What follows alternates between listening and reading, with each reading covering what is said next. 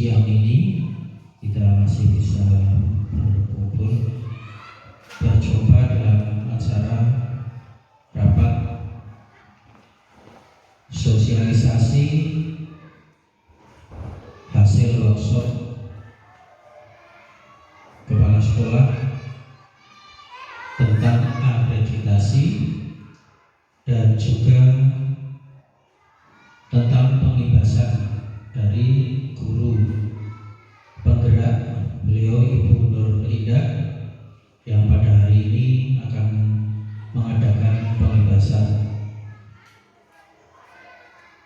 Dengan tanpa ada arah suatu apa, mari kita aturkan dengan bacaan tahmid. Alhamdulillahirabbil alamin. Salawat serta salam mari kita sampaikan kepada Nabi kita Muhammad sallallahu alaihi wasallam yang kita nantikan sahabatnya baik di dunia maupun di akhirat nanti. Bapak Ibu yang saya hormati, pada kesempatan rapat siang ini dengan susunan acara yang pertama pembukaan, yang kedua sambutan kepala sekolah, yang ketiga laporan hasil workshop kepala sekolah tentang akreditasi, untuk acara yang keempat tindak lanjut guru penggerak tentang pembebasan, yang kelima lain-lain, yang terakhir penutup. Untuk mengawali acara yang pertama pembukaan, mari kita buka dengan bacaan basmalah bersama-sama. Bismillahirrahmanirrahim. Terima kasih atas bacaan basmalah, semoga dapat melancarkan acara selanjutnya. Bapak Ibu yang saya hormati, untuk acara yang kedua sambutan kepala sekolah yang akan dibawakan oleh Bapak Muhammad Rizky Ahmad Soleh.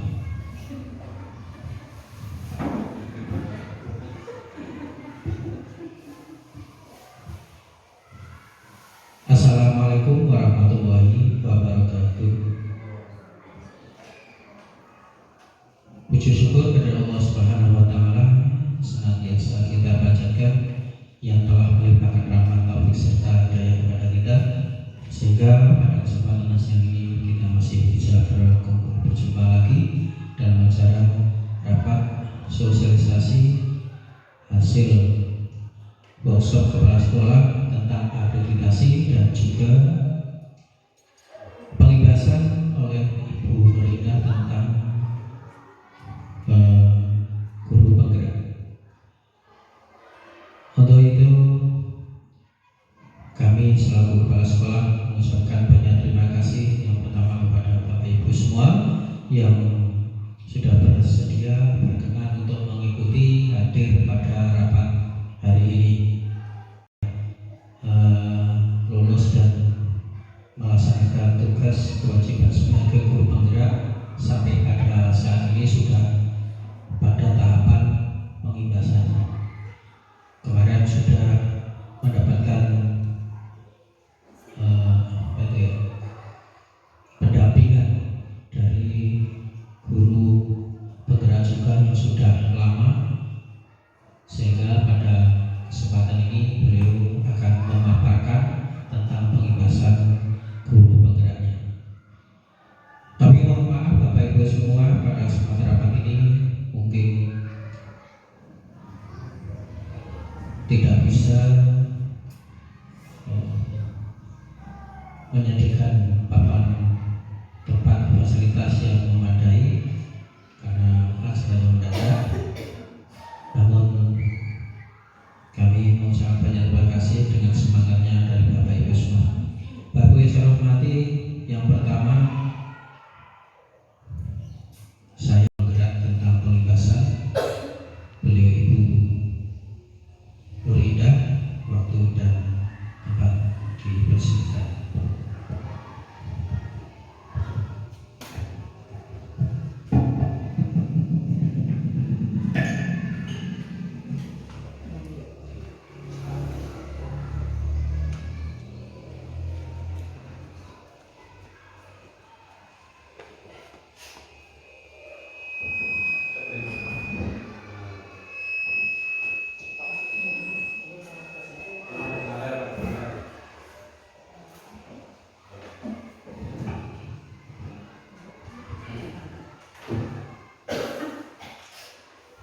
Bismillahirrahmanirrahim. Assalamualaikum warahmatullahi wabarakatuh.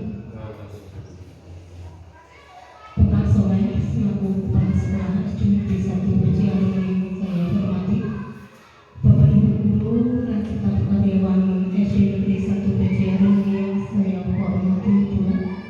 Terima kasih atas waktunya. Sebelumnya saya mohon maaf. Di sini saya mau mengadakan pengingatan dari modul 1.4 yaitu tentang budaya positif. Sebelumnya saya mohon maaf, saya percaya Bapak Ibu sendiri semuanya hebat-hebat semua. Di sini saya bukan merasa paling pintar, paling bisa dan segalanya.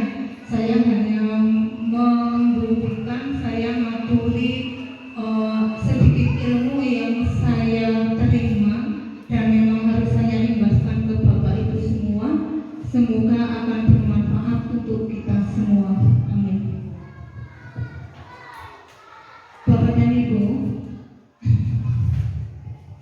kita dalam mengajar, mohon maaf ya, kita dalam mengajar semua guru itu mempunyai trik dan mempunyai mempunyai model sendiri, mempunyai cara bagaimana mengelola kelas kita agar kelas kita itu bisa berhasil dengan baik, dan yang tahu itu hanya guru kelas masing-masing. Dan karena setiap kelas itu pasti mempunyai anak yang unik dan berbeda antara kelas yang satu dengan yang lain. Jadi untuk setiap modelnya tidak bisa disamakan antara misalnya kelas 1 dengan kelas 2, kelas 2 dengan kelas 3 dan seterusnya. Bapak dan Ibu, di sini saya mulai saja tentang pengimbasan modul 1.4 budaya positif dari saya. Salam dan bahagia. Apakah makna positif, budaya positif? Apa contoh penerapan positif yang kita terapkan di sekolah? Nah, mari kita buka, kita analisa satu persatu. Budaya positif di sekolah yaitu nilai-nilai dan kebiasaan-kebiasaan di sekolah yang berpihak pada peserta didik agar mereka dapat berkembang menjadi pribadi yang kritis, penuh hormat dan bertanggung jawab. Jadi di sini budaya positif sekolah ini terdiri dari nilai dan kebiasaan, kemudian diharapkan bisa berkembang, mengembangkan dari anak-anak kita menjadi pribadi yang kritis, penuh hormat dan bertanggung jawab. Selanjutnya, perubahan paradigma. Nah, perubahan paradigma ini perlu kita sebagai guru perlu kita tanamkan dalam diri kita. Ya, apa itu perubahan paradigma itu? Nah, mari kita lanjutkan, yaitu tentang filosofi pendidikan Ki Hajar Dewantara.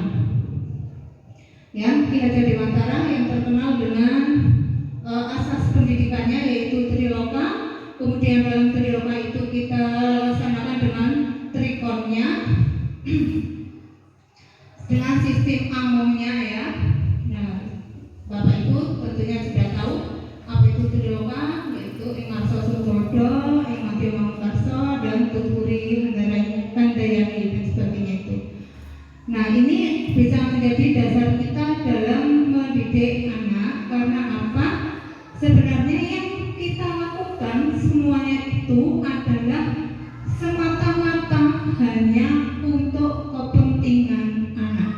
Jadi semua yang kita lakukan di sekolah, pengajaran yang kita lakukan di sekolah hanya untuk kepentingan Kita diharapkan bisa menghamba. Kita itu menjadi hambanya anak-anak, sehingga kita itu bisa mengerti jiwanya anak, kebutuhannya anak, karena anak itu adalah jiwa yang unik, satu dan nilainya itu tidak ada yang sama.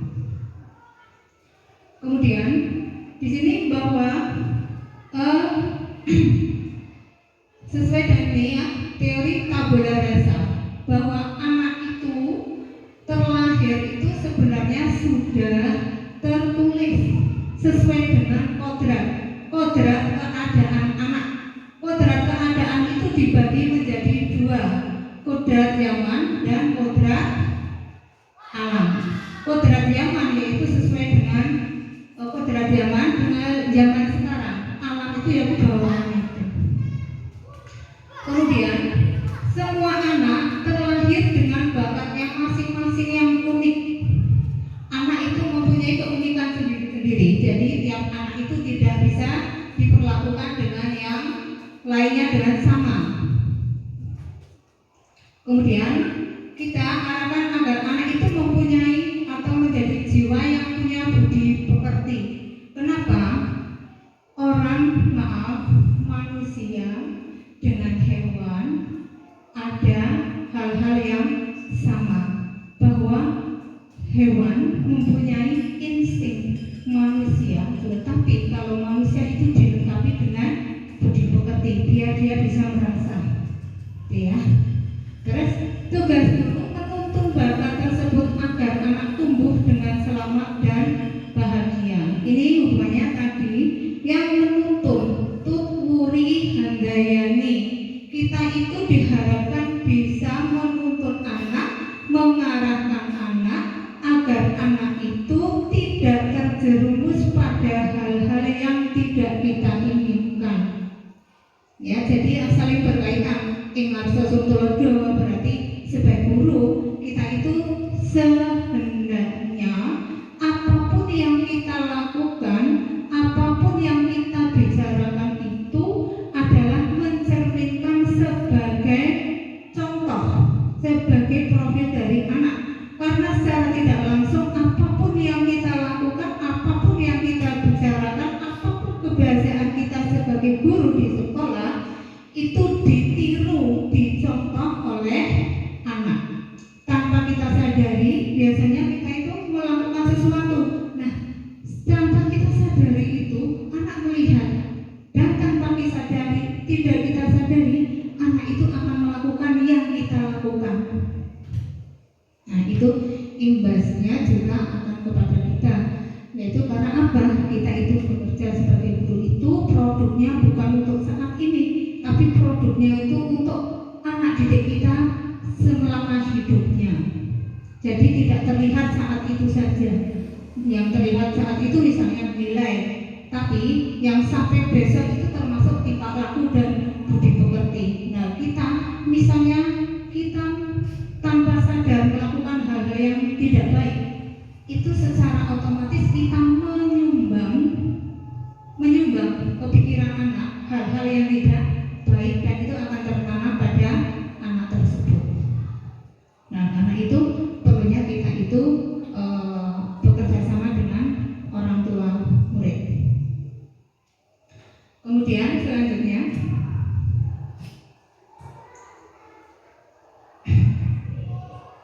masih yang tadi ya, guru ibarat petani dan anak ibarat biji jagung. Di sini bahwa guru ibaratnya adalah sebagai seorang petani yang mempunyai lahan, bagaimana kita itu harus bisa memanfaatkan lahan tersebut. Dan petani itu menanami biji jagung kita tanam ke situ. Biji jagung ada yang baik, ada yang bibitnya ada yang unggul dan ada yang tidak unggul. Tapi dengan bagaimana guru itu memupuk, bagaimana guru itu memelihara biji jagung tersebut, petani tersebut memelihara tanamannya, diharapkan mereka itu bisa berkembang dengan baik. Nah,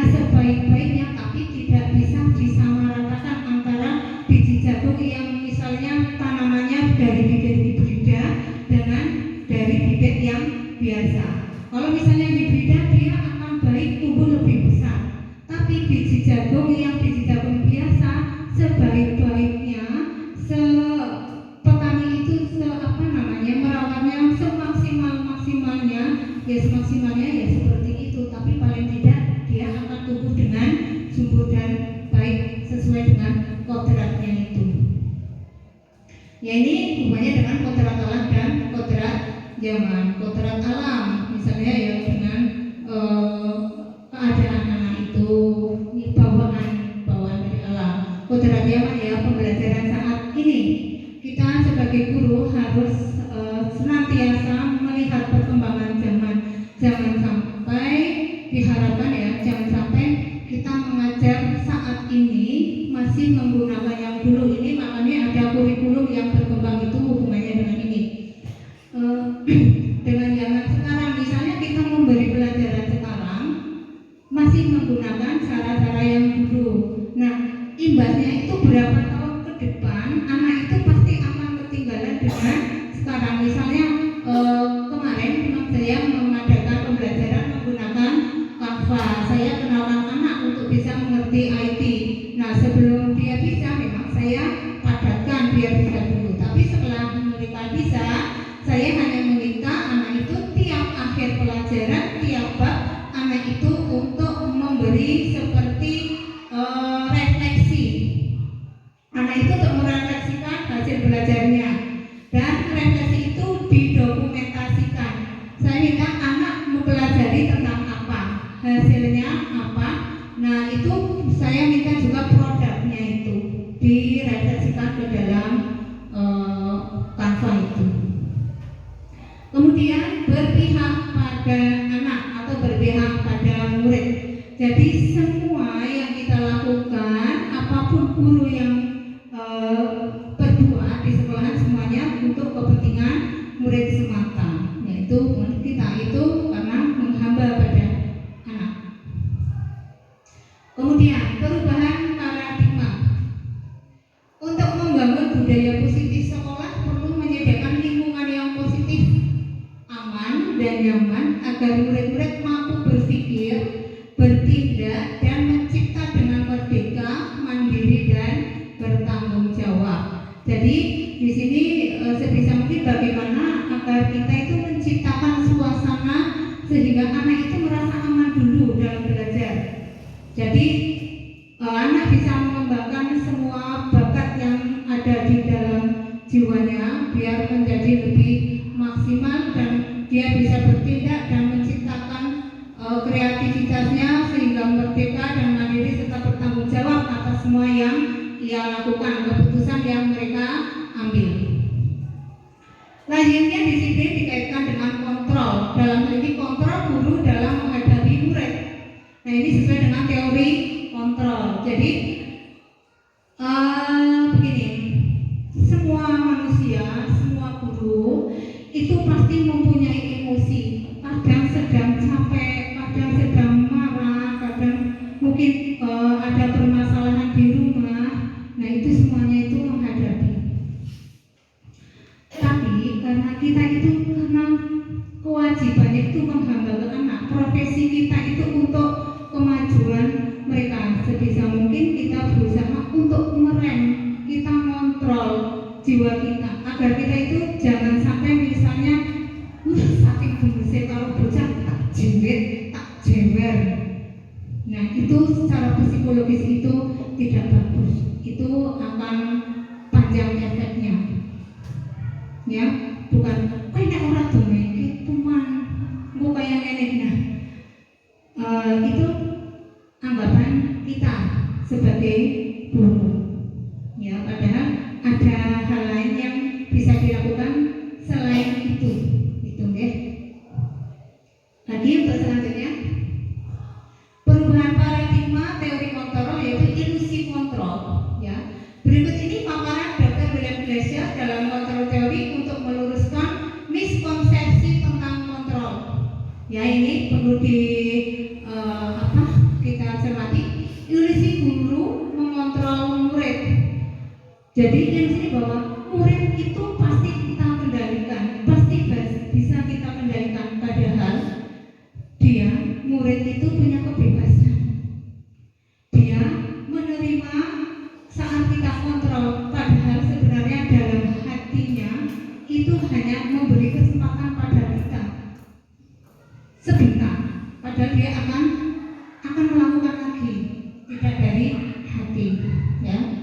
Kemudian selanjutnya, ilusi bahwa kritik dan membuat orang merasa bersalah dapat menguatkan karakter. Ya, bahwa kritik dan membuat orang merasa bersalah itu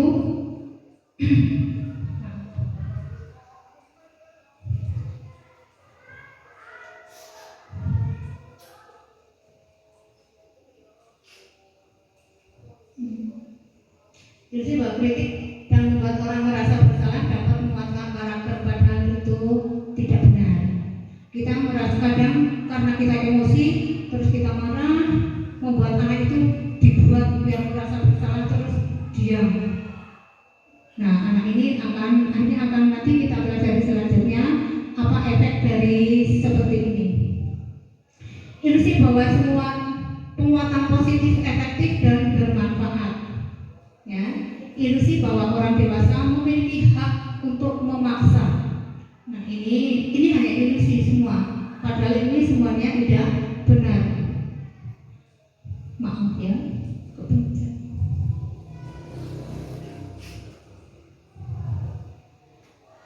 Kemudian selanjutnya, perubahan paradigma stimulus respon atau teori kontrol. Bisa kita mengontrol seseorang, stimulus responnya, dan ini teori kontrolnya. Ini stimulus respon, ini teori kontrol. Kita mencoba mengubah orang agar berpandangan sama dengan kita. Tapi kalau teori kontrol, kita berusaha memahami pandangan orang lain tentang dunia. Jadi kita diharapkan untuk selalu berpikir yang positif. Terus di sini, perilaku buruk dilihat sebagai suatu kesalahan. Teori kontrolnya, semua perilaku memiliki tujuan. Pasti apapun yang anak lakukan, misalnya dia salah, pasti dia itu mempunyai tujuan. Terus orang lain bisa mengontrol saya. Nih, hanya Anda yang bisa mengontrol diri Anda, bukan orang lain. Saya bisa mengontrol orang lain, tapi Anda tidak bisa mengontrol orang lain. Pemaksaan ada pada saat bujukan gagal. Kolaborasi dan kesepakatan menciptakan pilihan-pilihan baru. Di sini dalam stimulus respon melakukan pemaksaan pada saat bujukan gagal. Bujukan gagal itu ya, misalnya ke anak, seperti memberi hukuman. Tuh. Nah, ini bagaimana kita melakukan kalau kolaborasi dan kesepakatan menciptakan pilihan-pilihan baru. Di sini model berpikir menang kalah. Kalau dalam teori kontrol, model berpikir menang, nggak ada yang saling mengalahkan atau merasa menang. Jadi dalam stimulus respon kita itu berusaha berpikir menang. Seperti ini Bapak Ibu. Coba Bapak Ibu semuanya tangannya mohon ya, tangannya mengepal. Serang mengepal ya. Sekarang mengepal pegang sesuatu. Bayangkan siapa yang bisa membuka tangan Bapak Ibu? Jika saya minta Bapak Ibu buka, apakah kalian menjawab Bapak Ibu mau buka? Itu tergantung Bapak Ibu kan. Misalnya Bapak Ibu punya sesuatu, terus teman, misalnya Bu Arum sama Pak Adi, Bu Arum memegang sesuatu di tangan kiri, Pak Adi, saya buka Bu Arum, gitu. Sekarang Bu Arum membuka atau tidak terserah siapa. Bu Arum, berarti kontrolnya pada diri Bu Arum. Semua itu kontrolnya ada pada diri kita masing-masing. Sesuatu itu kira-kira kenapa kok dibuka? Kenapa kita membuka tangan kita? Bapak Ibu ada yang kenapa? Responnya gimana? Misalnya kenapa kok langsung responnya membuka?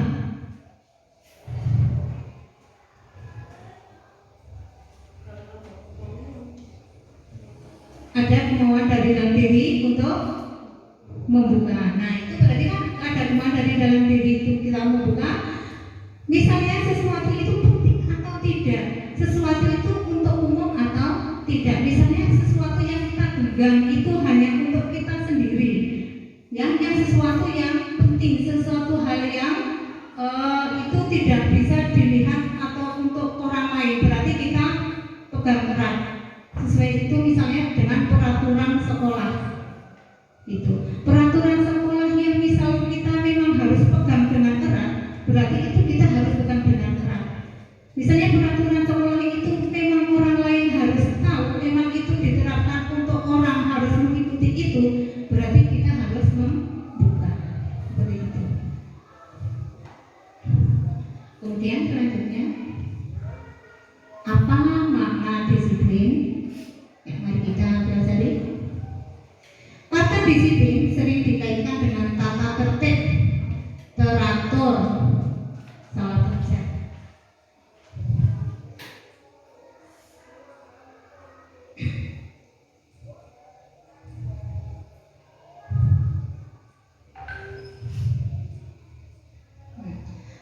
Kata disiplin sering dikaitkan dengan tata tertib, teratur, dan kepatuhan pada peraturan. Kata disiplin juga sering dihubungkan dengan hukuman. Padahal itu sungguh berbeda, karena belajar dengan disiplin tidak harus dengan memberi hukuman. Justru itu adalah suatu alternatif terakhir dan kalau perlu tidak digunakan sama sekali. Ya, jadi disiplin itu tidak ada erat, tidak ada hubungannya dengan hukuman. Bapak Ibu, saya mau tanya, disiplin itu apa?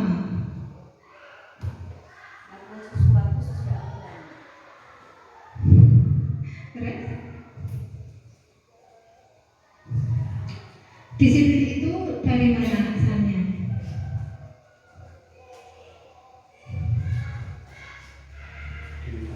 Diri sendiri. Kalau disiplin itu sesuatu yang kita lakukan karena dorongan dari dalam diri kita sendiri. Jadi disiplin itu jadi nggak ada hubungannya dengan hukuman, tidak ada dengan ini tata tertib dan sebagainya ya.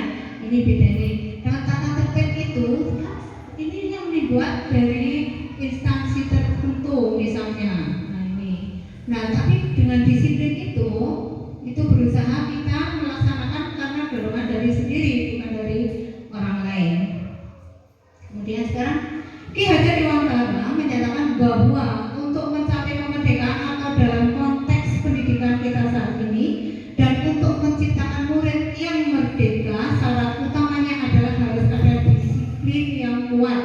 Disiplin yang dimaksud adalah disiplin diri, ya, yang memiliki motivasi internal. Jika kita tidak memiliki motivasi internal, maka kita memerlukan pihak lain untuk mendisiplinkan kita. Jadi butuh bantuan orang lain, dan disiplin itu sebenarnya memang dari dalam diri kita, bukan dari orang lain. Tapi kalau kita tidak bisa mendisiplinkan diri kita sendiri, berarti kita membutuhkan orang lain untuk mendisiplinkan diri kita. Nah, itu biasanya munculnya ada tata tertib. Selanjutnya, teori motivasi perilaku manusia. Nih, semua yang kita lakukan ya, misalnya ada motivasi eksternal. Untuk menghindari ketidaknyamanan atau hukuman, apa yang akan terjadi apabila saya tidak melakukannya? Nah, ini kalau takut karena ini menghindari ketidaknyamanan atau hukuman, ini hubungannya dengan motivasi eksternal, belum dari dalam diri. Kemudian, untuk mendapatkan imbalan dari orang lain atau institusi, apa yang akan saya dapatkan apabila saya melakukannya, itu masih juga motivasi eksternal. Yang nomor 3 nih, untuk menghargai diri sendiri, menjadi insan sesuai harapan kita. Saya akan menjadi orang yang seperti apa bila saya melakukannya. Ini kan bertanya dalam hati, dari dalam diri sendiri kita. Nah, ini motivasi internal, tujuan disiplin positif yang kita tuju di sini. Kalau semua yang masih kita lakukan berdasarkan ini, kita tidak akan tenang. Kemudian selanjutnya,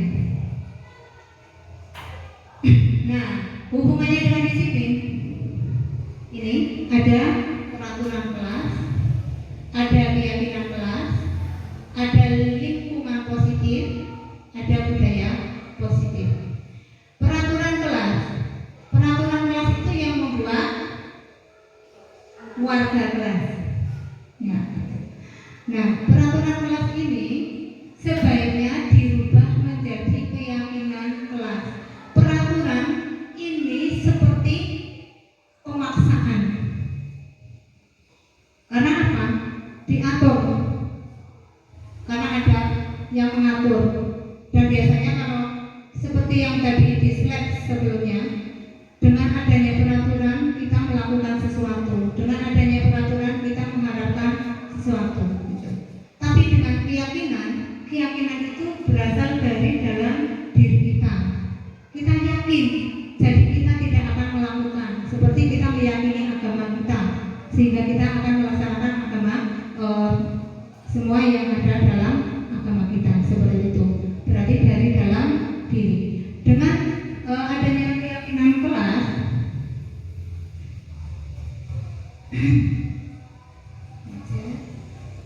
nah, dengan adanya keyakinan kelas diharapkan akan menimbulkan lingkungan yang positif. Dengan lingkungan yang positif diharapkan akan menjadi budaya yang positif di lingkungan sekolah. Selanjutnya, keyakinan kelas, hukuman, dan penghargaan. Mengapa tidak peraturan saja? Mengapa harus keyakinan kelas? Ini hubungannya dengan yang diagram tadi.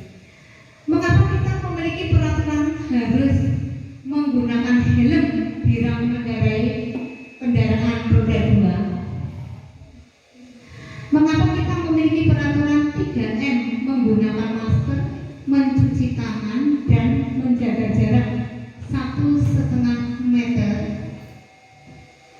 Mengapa kita memiliki peraturan harus datang tepat waktu pada saat mengikuti pelatihan untuk mendukung motivasi intrinsik kembali ke nilai-nilai atau keyakinan-keyakinan lebih menggerakkan seseorang dibandingkan mengikuti serangkaian peraturan-peraturan. Coba, misalnya Bapak Ibu, ini ada peraturan memakai atau menggunakan helm bila mengendarai kendaraan roda 2. Misalnya tidak ada peraturan, apakah Bapak Ibu tidak akan memakai? Tidak akan memakai. Berarti yang Mbak Andi berarti itu karena dari luar, bukan untuk diri kita kan? Iya. Tanya. Mengapa kita memiliki peraturan 3M dan sebagainya? Itu ya. Nah, ini peraturan ini hubungannya ini dengan adanya hukuman. Kalau kita tidak memakai helm, kita kalau sama nggak pakai helm. Nah, itu karena takut hukuman, ya kan? Kita tidak memiliki peraturan kelas. Misalnya kita bisa datang semaunya sendiri, itu karena kita merasa belum butuh, gitu, ya kan? Berarti itu semua dari luar. Selanjutnya, keyakinan kelas. Keyakinan kelas adalah nilai-nilai kebajikan atau prinsip-prinsip universal yang disepakati bersama secara universal, lepas dari latar belakang suku, negara, bahasa maupun agama. Menurut Basel 1998, suatu keyakinan akan lebih memotivasi seseorang dari dalam atau intrinsik seseorang akan lebih bersemangat untuk menjalankan keyakinannya daripada hanya sekedar mengikuti serangkaian peraturan.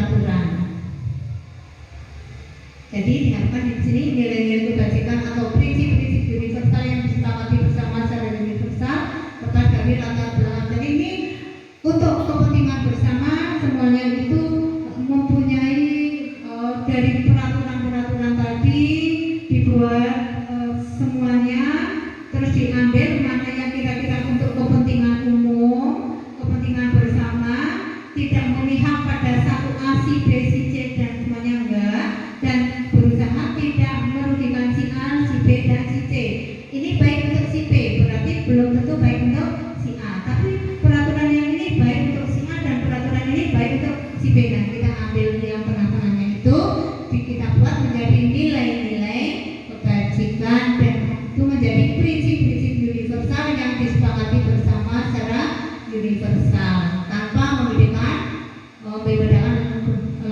latar belakang negara, bahasa maupun agama. Bapak Ibu capek? Bisa kita breaking sebentar? Bisa. Oh iya, biar cepat ya. Yang selanjutnya, hampir selesai Pak. Pembentukan keyakinan kelas. Keyakinan kelas bersifat abstrak daripada peraturan yang lebih rinci dan konkret. Jadi peraturan kelas itu sifatnya abstrak, ya. Keyakinan kelas berupa pertanyaan-pertanyaan yang universal. Pernyataan keyakinan kelas senantiasa dibuat dalam bentuk positif. Jadi kalimatnya itu menggunakan kalimat positif, tidak menggunakan kalimat negatif. Misalnya kalimat negatif, tidak boleh membuang sampah sembarangan. Nah, kalimat positifnya, buanglah sampah pada tempatnya. Itu seperti itu. Keyakinan kelas hendaknya tidak terlalu banyak sehingga mudah diingat dan dipahami. Semua warga kelas sebaiknya ikut berkontribusi dalam membuat kegiatan kelas lewat curah pendapat. Di sini semuanya itu diberi kesempatan untuk mengutarakan pendapatnya. Semuanya sama, ya. Kemudian bersedia meninjau kembali keyakinan kelas dari waktu ke waktu. Karena keyakinan kelas ini kan akan berbeda orang-orangnya. Jadi keyakinan kelas ini diubah sesuai dengan yang ada komunitasnya di situ. Misalnya keyakinan kelas 1, keyakinan kelas 2, keyakinan kelas 3 itu berbeda-beda, nggak ada yang sama.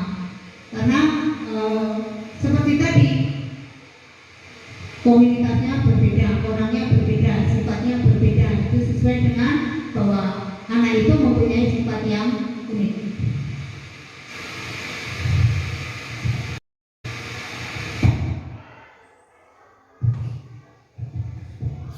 Selanjutnya, peraturan.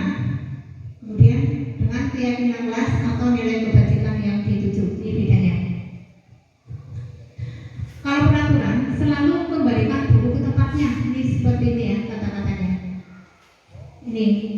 Kalau keyakinan kelas itu dengan tanggung jawab. Dilarang mengganggu orang lain. Dengan keyakinan itu menghormati orang lain dan diri sendiri. Hadir di sekolah 15 menit sebelum pembelajaran dimulai. Di sini menghormati orang lain, komitmen pada tujuan, berkomitmen pada diri kita sendiri. Kita punya komitmen. Kemudian dilarang melakukan kekerasan. Ini peraturan. Kalau keyakinan, keselamatan, menghormati orang lain. Dilarang menggunakan narkoba. Ya, keyakinan kita itu karena ini hubungannya dengan kesehatan. Maka jika kita melakukan itu, hasilnya akan merugikan diri kita. Bergantian atau menunggu giliran. Menghormati, keyakinannya menghormati orang lain, kesabaran. Gunakan masker. Ini hubungannya dengan kesehatan dan keselamatan. Jangan berlari di kelas atau koridor. Ini kalau peraturan ya, keyakinannya keselamatan dan keamanan. Selanjutnya, dihukum oleh penghargaan. Pengaruh jangka pendek dan jangka panjang. Penghargaan itu menghukum. Penghargaan itu mengurangi ketepatan. Penghargaan tidak efektif dan penghargaan itu merusak hubungan. Kita selanjutnya. Mencatat 100 kali dalam buku kalimat saya tidak akan terlambat lagi karena terlambat sekolah. Menurut Bapak Ibu ini termasuk hukuman atau konsekuensi?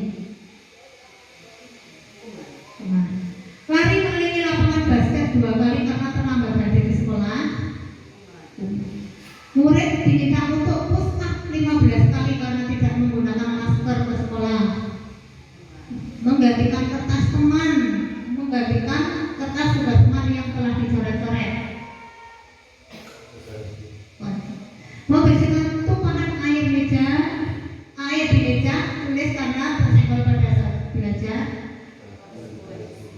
Meminta murid tidak mengenakan sepatu seharian di sekolah karena tidak menggunakan sepatu hitam. Lari mengelilingi lapangan basket 2 kali karena terlambat 10 menit untuk pelajaran besokan. Ya, ini contohnya. Ya.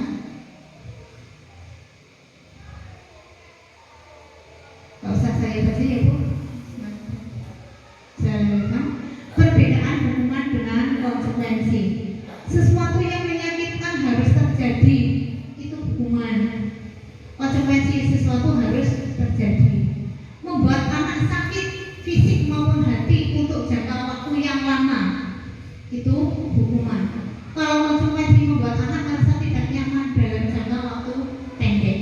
Terus anak membenci kedisiplinan, itu akibat dari hukuman. Anak menghargai disiplin, itu konsekuensi. Hukuman itu bersifat memaksa atau paksaan.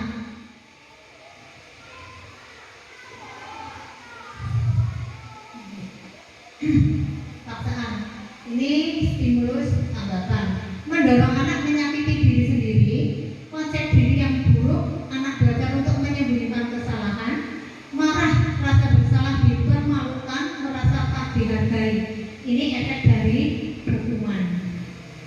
Kemudian konsekuensi ini akan membuat anak konsep diri yang baik.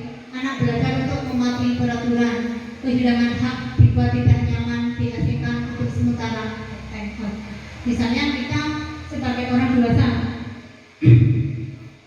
berangkat telat, terus ada yang langsung marahi, sih rasanya kita di dalam hati gimana?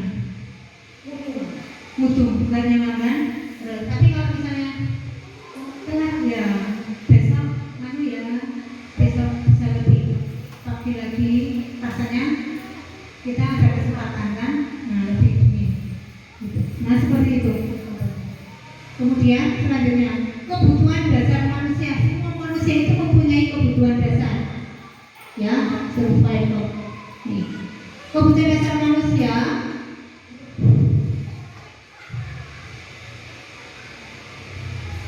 Kebutuhan dasar manusia. Ibu Ani guru kelas 5 SD berita hati, sedang bingung menghadapi kelas salah satu murid di kelasnya, Agus. Beberapa anak telah datang dan mengeluh Agus yang sering meminta bekal makan siang mereka dengan paksa. Jika Anda menghadapi situasi seperti ini, Bu Ani, apa yang akan Anda lakukan? Menurut Anda kira-kira apa alasan Agus melakukan itu?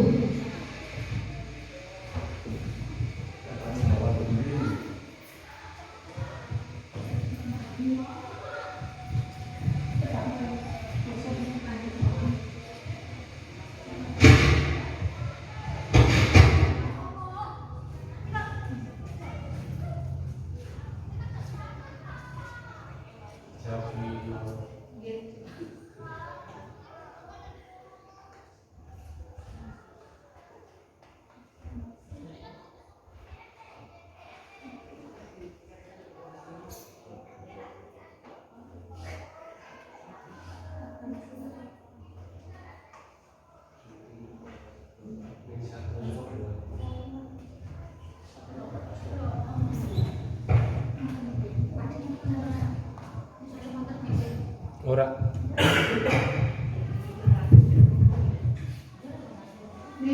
Dalam konteks penerapan disiplin positif, Bu Ani sebaiknya mencari tahu alasan Agus melakukan tindakan tersebut agar mengetahui kebutuhan mana yang sedang berusaha dipenuhi Agus. Apabila jawaban Agus karena ia lapar dan orang tuanya tidak membawakannya bekal makan siang, kebutuhannya adalah bertahan hidup.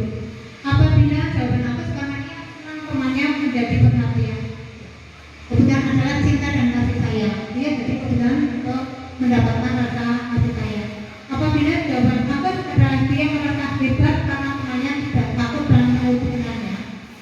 kebutuhan dia adalah penguasaan. Apabila jawaban bagus karena dia merasa bosan dengan bekal yang dibawakan ibunya, karena selalu membawakan bekal yang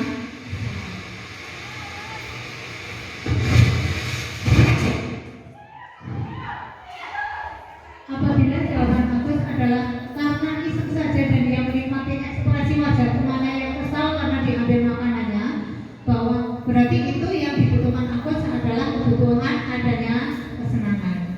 Jadi semua manusia itu melakukan sesuatu pasti karena dia mempunyai alasan. Dan ini selanjutnya 5 posisi kontrol. Nah ini yang perlu kita perhatikan sebagai guru. Kita sebaiknya mengetahui 5 posisi kontrol ini ya, bahwa kita itu ada yang kadang sering menempatkan diri kita itu kepada ini kontrol dari luar, identitas gagal, sehingga dia akan menghukum dan membuat merasa bersalah. Ini kurang jelas tulisannya ya. Nah, posisi kontrol ini yang sebisa mungkin ini untuk dihindari oleh guru. 5 posisi ini.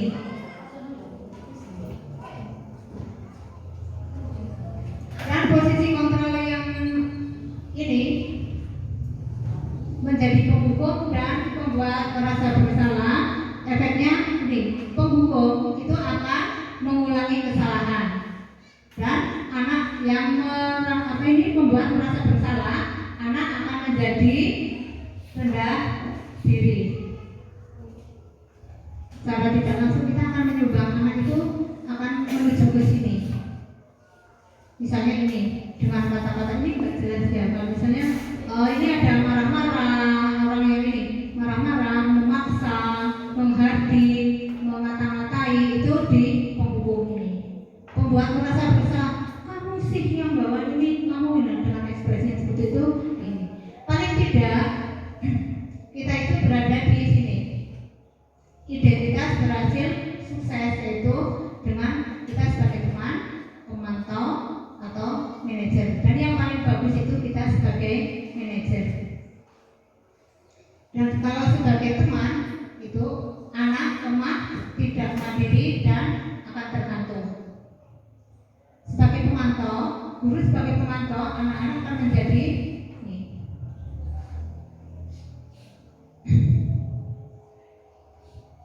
Kemudian jika guru menempatkan dirinya sebagai manajer, itu ini anak akan bisa memposisikan dirinya sendiri bagaimana cara memperbaiki dirinya dari kesalahannya.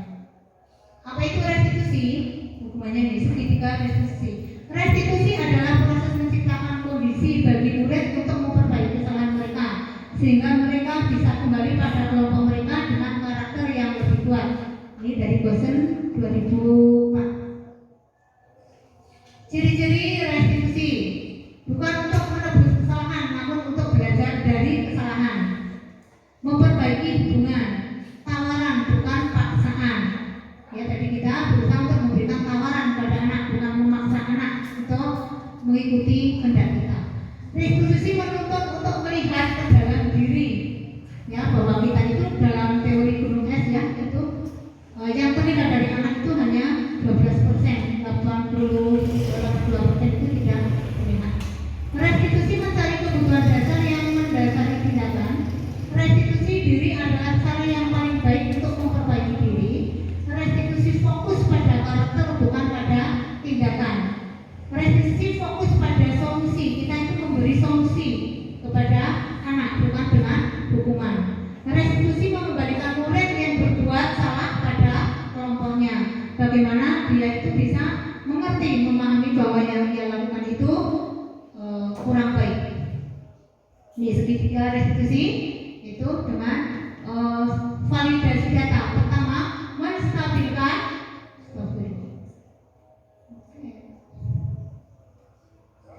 yang pertama menstabilkan identitas. Kemudian setelah menstabilkan identitas, kemudian dengan validasi tindakan yang salah, kemudian menyamakan yang sudah dibuat. Apakah itu sesuai dengan nilai-nilai yang kita yang kita sepakati atau tidak? Sebenarnya masih banyak lagi. Nah, terima kasih sudah selesai. Belum, saya coba. Ya, terima kasih Bapak Ibu atas waktunya. Semoga bermanfaat untuk kita semua. Apabila ada kurang lebihnya saya mohon maaf. Saya merasa memang saya belum punya apa-apa karena saya mempunyai terlalu banyak kekurangan. Atas kekurangan saya minta Bapak Ibu untuk dengan keras memaafkan.